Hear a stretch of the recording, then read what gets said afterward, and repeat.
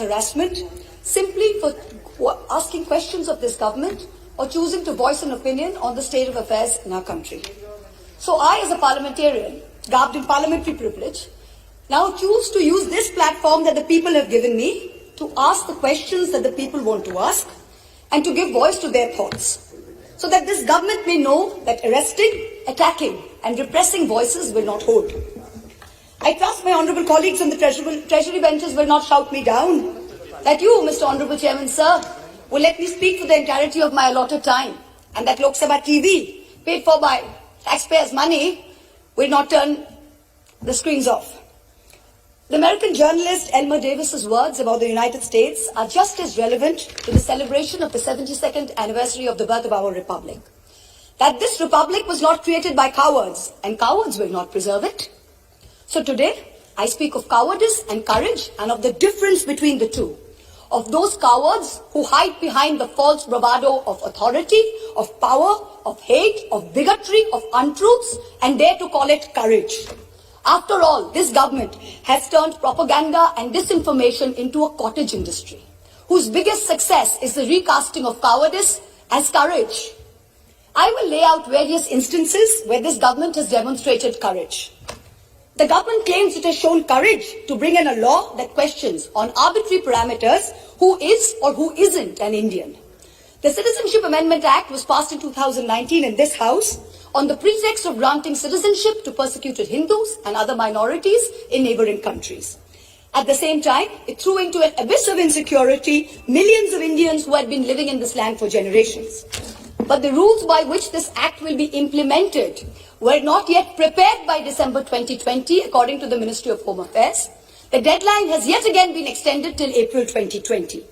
If indeed this government cares so much for those persecuted in neighboring countries, why does it miss deadline after deadline to notify these rules?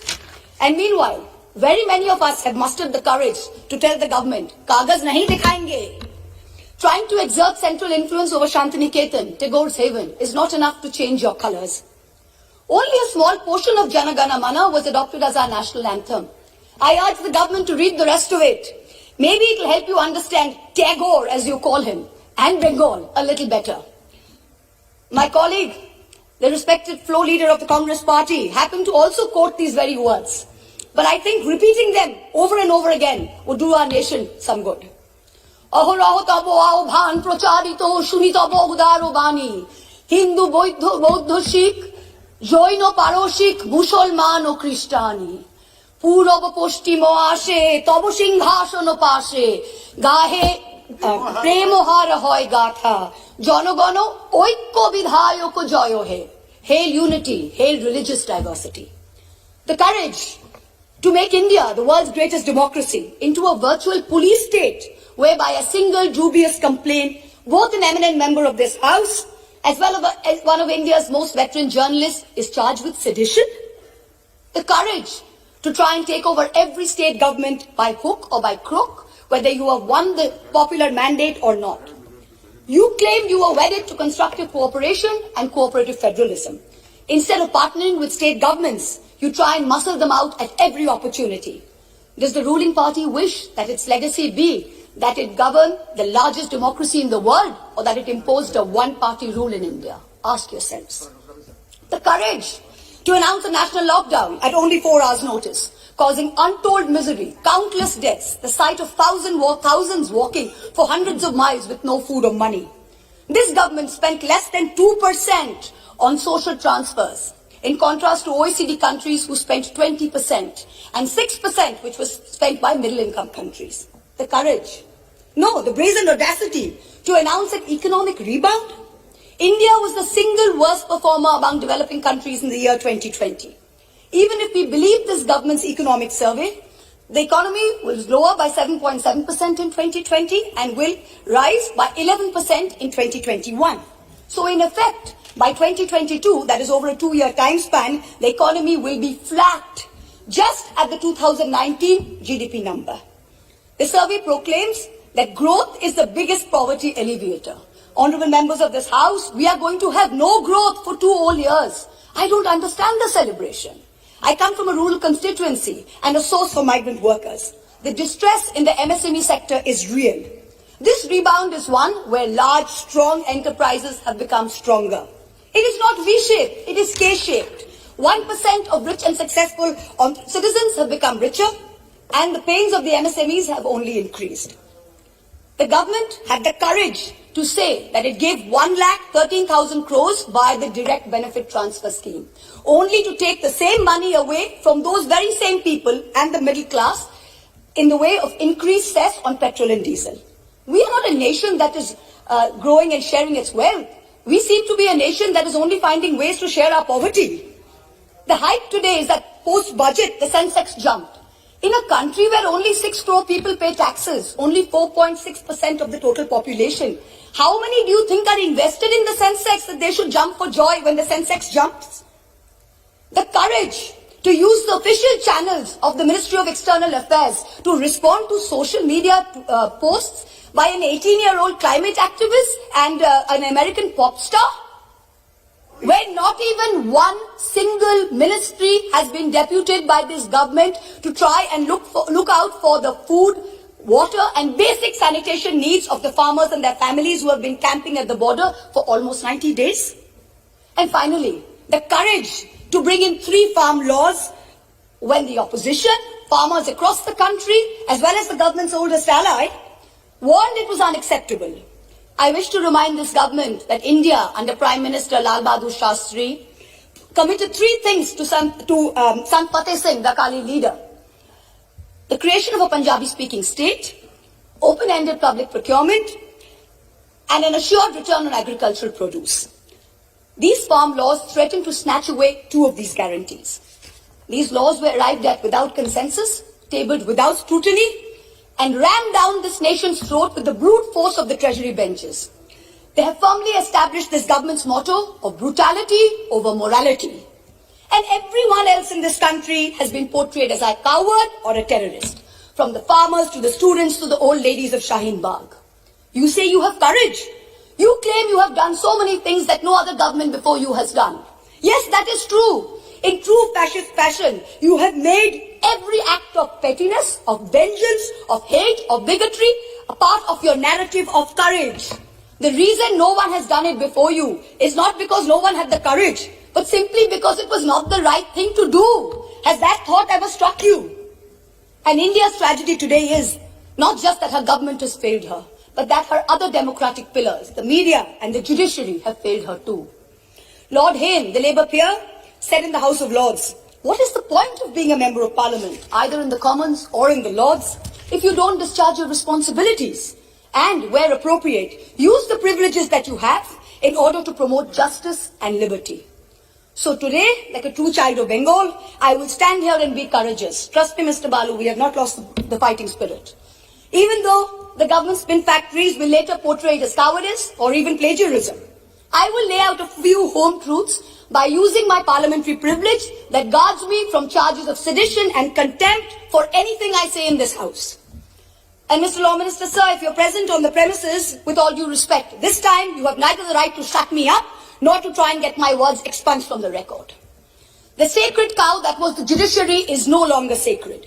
It stopped being sacred the day a sitting Chief Justice of this country was accused of sexual harassment, presided over his own trial, cleared himself, and then proceeded to accept a nomination to the upper house within 3 months of retirement, replete with Z+ security cover. The judiciary stopped being sacred when it chose to squander the greatest opportunity that any bench of the highest court of this land has ever seen, to reinforce the founding principles of our democratic republic and to uphold the rights enshrined in Part 3 of our constitution.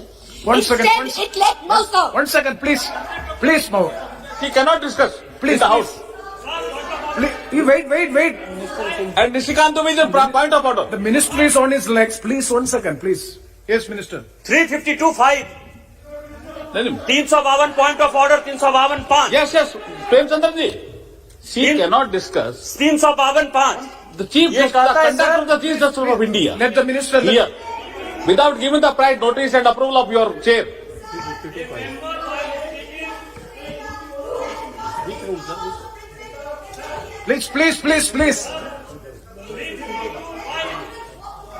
Please. Please, honorable. Sir. Please, Mahua Moitra ji, please be seated. Please be seated. This house is run by the rules and procedure. When a member seeks a point of order, definitely it is a right of the member. So I have to hear them, and I will pass the order, pass the rulings. Please. 352(5).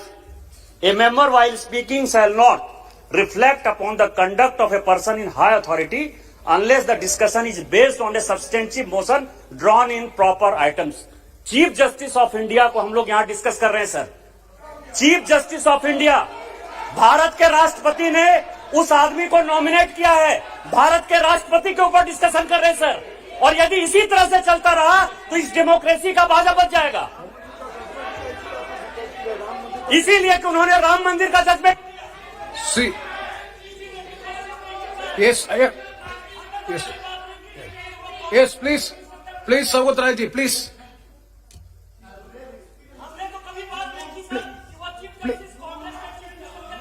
Please.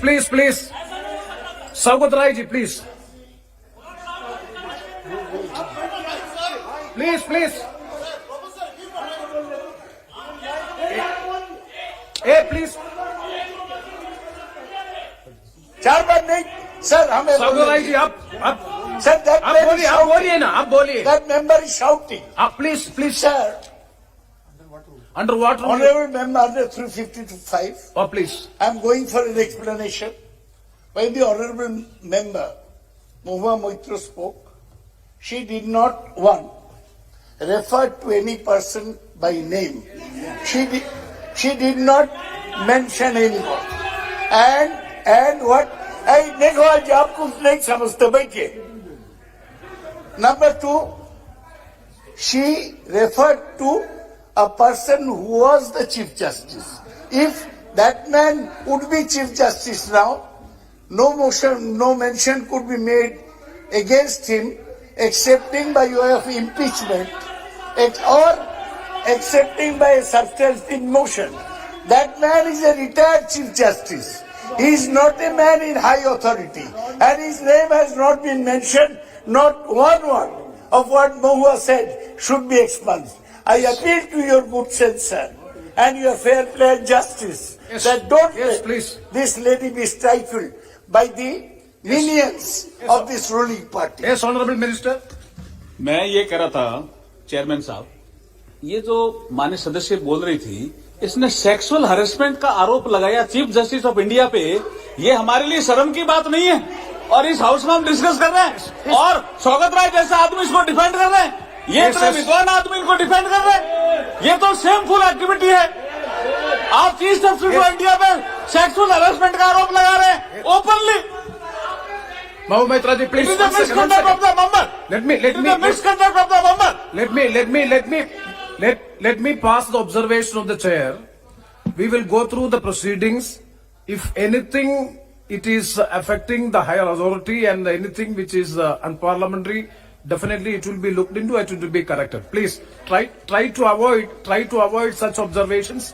No, sir.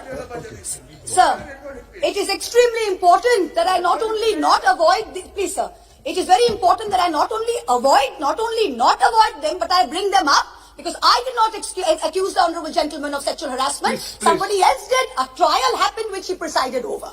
Number one, let me put it on record. I did not. It is a matter of great shame that someone sitting in the Chief Justice of India's chair, to which he had been appointed by the President of India, was accused of such a horrible act. I did not do it. Instead, let migrants walk in their deaths. Let our greatest It should not be done. and modern It should freedom not be done. fighters rot in jail. She is repeating the It target. now sits back as She a is not obeying the order. Chairman sir, she is not obeying the order. Chairman sir, she is not obeying the order. Again she is repeating. See, anything objectionable will not be there on the records. Please.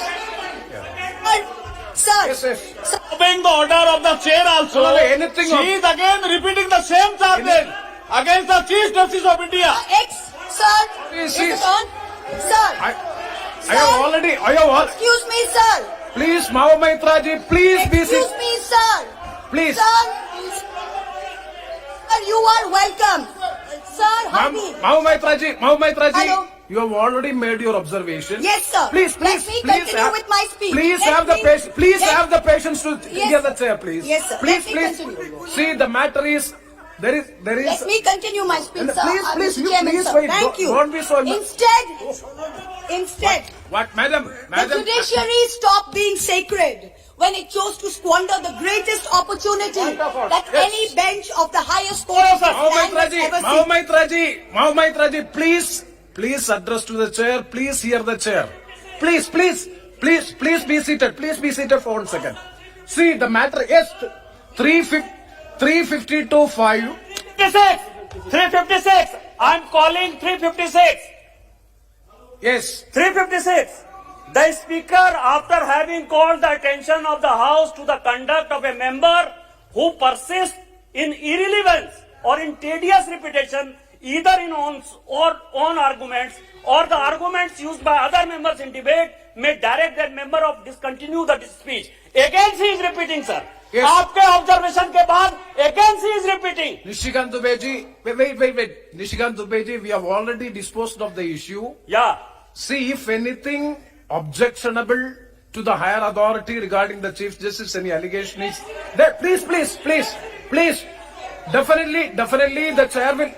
Definitely the chair will go through. Please. The chair will go through the proceedings. If anything is objection, definitely it will be expense. Yes, please continue and please don't repeat it.